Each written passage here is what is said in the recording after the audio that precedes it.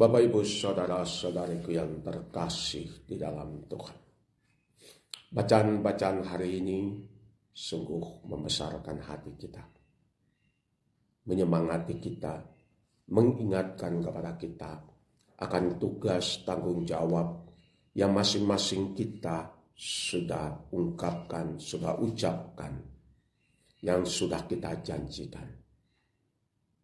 Satu tugas tanggung jawab yang betapa apapun itu menuntut dari kita kesabaran, menuntut dari kita suatu komitmen, menuntut dari kita suatu profesionalisme, menuntut dari kita suatu ketabahan, menuntut dari kita suatu pengorbanan, menuntut dari kita suatu iman kepercayaan bahwa segala sesuatu yang kita buat dengan segala ketulusan, dengan segala pengorbanan, pasti akan membawa hasil. Karena Bapa di surga yang melihatnya akan memberkati. Bacaan pertama mau mengajak kepada kita bahwa Allah itu maha luar biasa, maha sabar. Kita dengar tadi itu bel. Ini rumah ini besar. Orang ini belnya ulang-ulang. Gak sabar nunggu. Bel nunggu. Biarkan orang di dalam rumah berjalan pelan-pelan sampai ke pintu gerbang dan membuka pintu. Orang yang tidak sabar itu seolah-olah merasa bahwa dunianya itu yang paling penting. Bahwa dia yang paling penting dari segala-galanya. Orang lain gak penting. Dia punya urusan lebih penting daripada semua orang. Itu yang membuat kita tidak sabar. Itu yang membuat kita gampang marah. Itu yang membuat kita suka memaksakan kehendak kita. Seperti orang yang lagi bel tadi. Bunyi belnya dering ulang-ulang. Yang bel model begitu, kalau saya penjaga pintu, saya tidak buka. Lama, biar aja. Sampai dia kapok-kapok, baru dia buka. Begitu. Makanya mungkin kadang-kala kita itu, bacaan pertama itu mau bilang bahwa Tuhan itu begitu luar biasa. Begitu maha kuasa. Tetapi dibilang, dia menghakimi, dia mengajar umat orang benar dengan kasih sayang. Dia menghakimi dengan belas kasih dan dengan murah hati. Karena dia dalam kekuasaan itulah yang membentuk kita. Karena dia tahu, mengerti kita, bahwa masing-masing kita ada prosesnya. Ada waktunya, ada saatnya. Tidak bisa semua orang disamakan. Ketidaksabaran itu karena kita pingin semua orang harus sama seperti saya. Kenapa dia tidak seperti saya? Kenapa dia begini? Kalau dia seperti saya pasti bagus. Tapi dia tidak seperti saya. Dan kita tidak perlu harus seperti orang lain atau orang lain harus seperti saya. Saya yakin kalau semua kayak begitu dunia itu begitu membosankan. Dan dalam bacaan kedua mau bilang kepada kita bahwa Allah dalam kesabaran itu tahu apa yang kita kehendaki, apa yang kita mau. Makanya dia tidak perlu semua ratap tangis kita, semua doa-doa keluh kesah kita. Karena dia tahu roh Allah, roh hati kita yang paling benar. Dia tidak gampang terkecoh oleh kata-kata kita, oleh air mata palsu kita. Tidak. Tuhan itu tahu roh jiwa kita. Tetapi Tuhan ingin kita harus belajar bersabar seperti dia. Dan dalam bacaan Injil hari ini, bagaimana kesabaran itu digambarkan di dalam diri seorang petani. Seorang yang menaburkan benih. Entah itu benih biji sesawi. Entah seorang itu juga digambarkan dalam diri seorang yang sedang meragi makanan, membuat roti. Dia perlu semuanya dengan kesabaran, bukan cuma sabar, dengan ketelatenan. Dia perlu semuanya dengan fokus. Dia perlu semuanya diberikan dengan sepenuh hati. Kadang mama saya ketika masih hidup, kalau dia masak ciu, arak, kalau dia lagi campur, dia suka pada malam hari. Dan saya suka tanya sama dia, kenapa malam hari? Karena dia bilang, malam hari itu malam yang tenang. Baguslah makanan, minuman itu disiapkan pada saat hati kita tenang, hati kita damai, supaya makanan yang dihasilkan meskipun sederhana mendapatkan aura yang tenang, yang damai, sehingga yang makan tidak perlu ribut, tidak perlu bertengkar. Begitu. Orang sering bilang ciu arak mama itu enak. Ya enak mungkin karena ramuannya. Saya yakin semua orang bisa membuat begitu. Tetapi sesuatu yang berbeda adalah dia membuatnya dengan sepenuh hati, dengan penuh kasih, dalam ketenangan. Sembari berdoa, sembari berharap bahwa ketika orang minum ciunya, mereka tidak mabuk, mereka tidak bertengkar, tetapi mendapatkan ketenangan. Bisa membantu mereka bisa tidur nyenyak. Itulah doa seorang pembuat arak.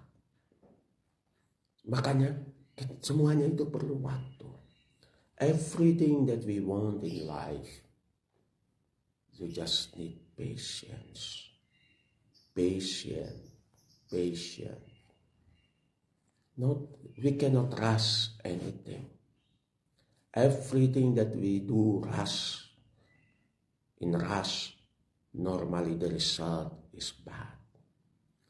Normally the result is not as we expected it's supposed to be. It takes time.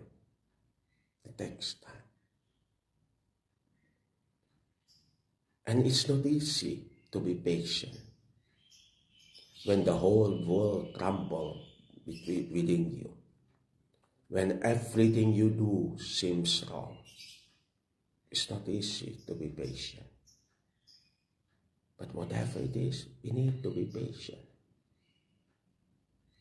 Especially for something that for good. Something that we do for the goodness of others, of all those people around us. You need to be more patient. Because you are now not only facing yourself, but the whole power that doesn't want the goodness survive. The goodness to be alive. And it has many forces, many faces to crumple you, to make you stop.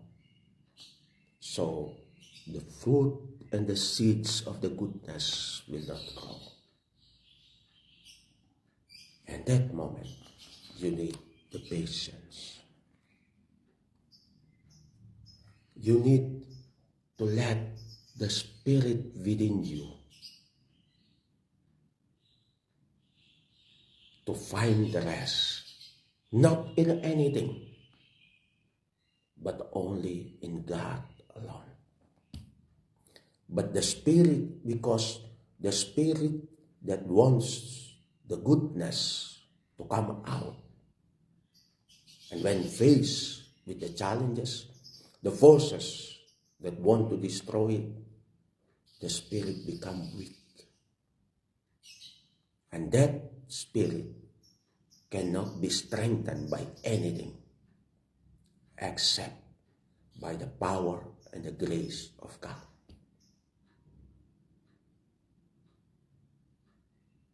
And that Spirit, when it cries to God, God listens.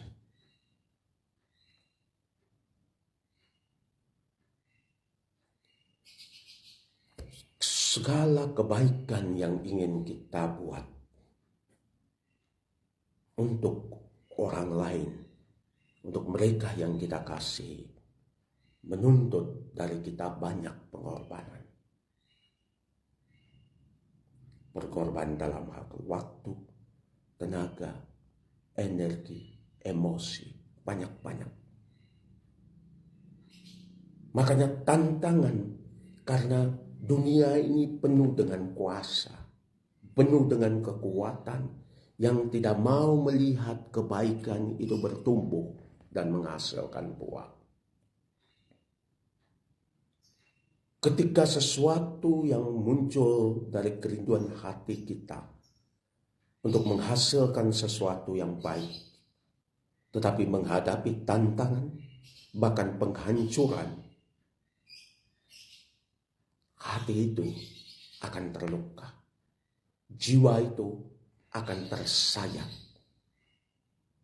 Dan jiwa yang terluka dan tersayat ini tidak bisa ditenangkan, tidak bisa didamaikan oleh apapun juga selain dalam Tuhan, dalam rahmat, belas kasih Allah yang melihat semua air mata dan pengorbanan.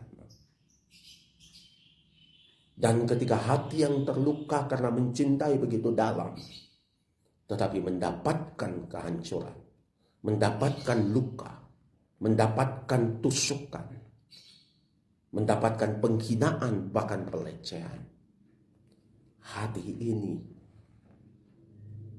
hanya bisa dimengerti oleh hati Tuhan sendiri, yang saking hebatnya, saking mencintai kita, tetapi selalu terluka oleh dosa dan kesalahan, serta ketidaktaatan dan keangkuhan dan kesombongan kita. Karena itu hati kita yang terluka hanya bisa dimengerti oleh Dia. Dia yang begitu mencintai kita, memberikan sehabis-habisnya buat kita. Makanya kita harus seperti Tuhan yang selalu percaya bahwa tidak ada pengorbanan yang sia-sia. Tidak ada kematian yang sia-sia. Dan tidak ada air mata yang mengalir sia-sia. Bacaan hari ini mengajak kita bukan hanya tidak percaya, tetapi sabar menantikan hasil dari perjuangan kita. Patiently waiting for the result of the toil of the perspiring. We need to take time. We need to wait for that result. Maka kita perlu dengan sabar menantikan itu. Karena kita percaya, we need to be patiently waiting because we believe that nothing we have done will go in vain. Karena kita percaya bahwa semua pengorbanan kita tidak pernah akan mengalir sia-sia.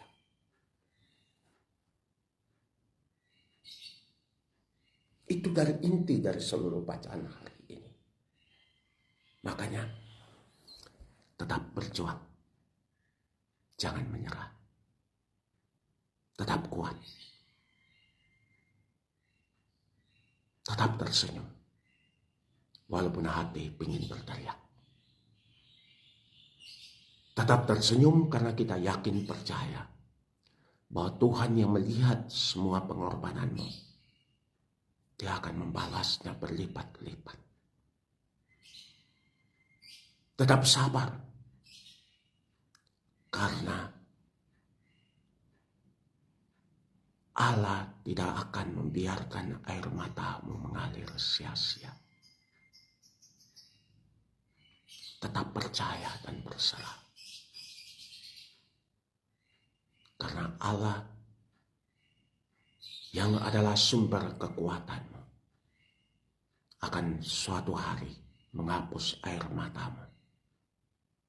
dan mengubah air mata kesedihan, kepedihan, keletihan menjadi air mata kegembiraan. Dan ketika saat itu Anda menoleh kepada perjalananmu yang sudah Anda lewati dengan banyak air mata dan pengorbanan, dengan banyak kepedihan, Anda akan menoleh bukan dengan umpatan lagi, tetapi dengan syukur dan terima kasih karena Anda sudah melewati semuanya. Oke? Keep dreaming, be strong, be happy, smile. God is alive. God is with us. Tetap senyum, tetap bahagia, tetap jalani apa yang harus kita jalani. Karena Allah kita adalah Allah orang hidup. Allah yang hadir dan berjalan bersama dengan kita. Allah namanya adalah Emmanuel. Allah beserta kita.